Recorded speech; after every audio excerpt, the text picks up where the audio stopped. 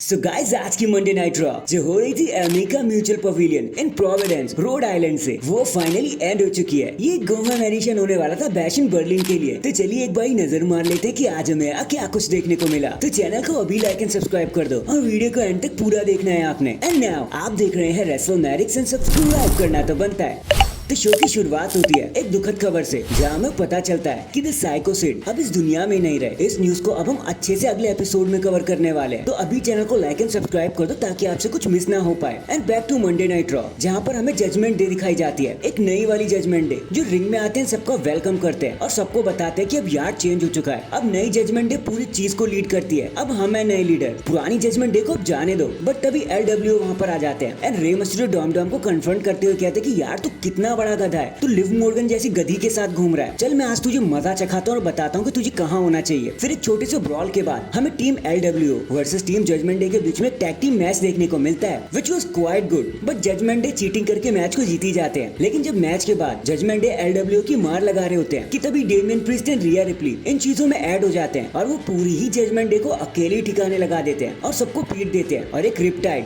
And south of haven लगाकर ये बता देते हैं कि खेल तो बस अब शुरू हुआ है। फिर कुछ बैक स्टेज मूवमेंट के बाद हमें damage control versus the pure fusion के बीच में टैग टीम मैच देखने को मिलता है। बताने के लिए कुछ भी खास नहीं है। डैमेज कंट्रोल बड़ी आसानी से मैच को जीत जाते हैं ज़ेलिना वेगा की मदद के साथ। नेक्स्ट हमें ड्रू मैकिंटायर देखने को मिलते हैं जो रिंग में आते हैं और कहते हैं कि वाह प्रोविडेंस में आके कितना मजा आता है, लेकिन जितना चाहे आप लोग CM पंक का नाम ले लो, मेरे को बू करते रहो। मैं इस बार उसे ऐसा कार दूंगा जो वो कभी नहीं भूल पाएगा। उस कार के साथ आपको जिंदगी भर जीना पड़ेगा। बट अचानक से पंक का थीम सॉन्ग प्ले हो जाता है और वो पीछे से आकर ड्रू को मारने लगते हैं उसी बैट से जो उन्होंने दिया था। ड्रू मैकिंटायर एंड पंक के बीच में एक बड़ी ब्रॉल हो जाती है। बट अल्टीमेटली ड्रू मैकिंटायर भगोड़े होते हैं तो भागने में कामयाब हो जाते हैं और पंक को स्टैंड टॉल करने का मौका मिलता है। इसके बाद हमें ट्रिपल थ्रेट मैच देखने को मिलता है जहां जो भी जीतेगा वो IC टाइटल के नंबर 1 कंटेंडरशिप के लिए आगे बढ़ेगा। Jey Uso versus Karrion Kross versus Kofi Kingston, जहां बताने के लिए कुछ भी खास नहीं है। जे उसो आसानी से मैच को जीत जाते हैं। नेक्स्ट हमें द वाइपर रेंडी ऑर्टन देखने को मिलते हैं जो रिंग में आते हैं, कहते हैं कि भाई 10 साल से भी ज्यादा हो गए,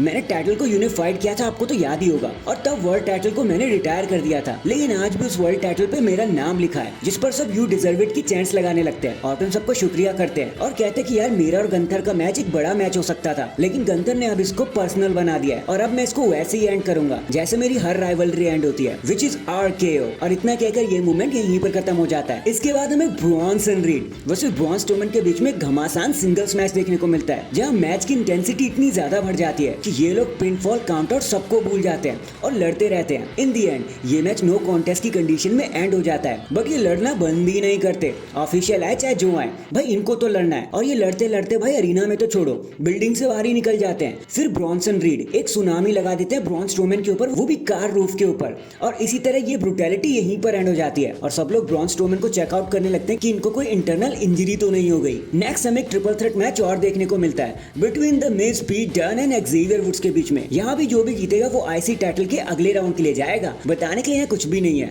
अपना फिनिशर लगाकर पीट डन इस बार मैच को जीत जाते हैं और अगले राउंड के लिए क्वालिफाई हो जाते हैं। एंड फाइनली साइको सिड की एक ट्रिब्यूट के बाद हमें देखने को मिलता है हमारा much awaited main event, which is Chad Gable versus the Uncle Howdy का debut. And match was really good. आज तो फिर भी जरा सा फेल हुआ कि वाइट सिक्स का कुछ तो इम्पैक्ट हो रहा है सबके बीच में, सबके ऊपर कुछ ना कुछ तो वो अफेक्ट डाल ही रहे हैं, क्योंकि एक मैच में क्रीड भाई भी आ गए, वाइट सिक्स भी इंक्लूड हो गए और जहां देखो वहां लड़ाई चल रही है। लेकिन फिर जब चैट गेबल मून शॉट लगाने की कोशिश करते हैं तभी अंकल हाउडी उन्हें सिस्टर एबिगेल में फंसा लेते हैं और एज एक्सपेक्टेड वो मैच को जीत जाते हैं। एंड डैंग इसी ब्रूटैलिटी और डर के साथ हमारी आज की मंडे नाइट रॉ ये यहीं पर खत्म हो जाती है। वैसे आपको आज के रॉ के बारे में क्या कहना था कमेंट करके जरूर बताना। एंड अगर चैनल पर नए हैं तो चैनल को अभी लाइक एंड सब्सक्राइब कर दो। बाकी मैं मिलता हूँ आपसे किसी और अपडेट के साथ, तब तक के लिए अपना ख्याल रखें और खुश रहें।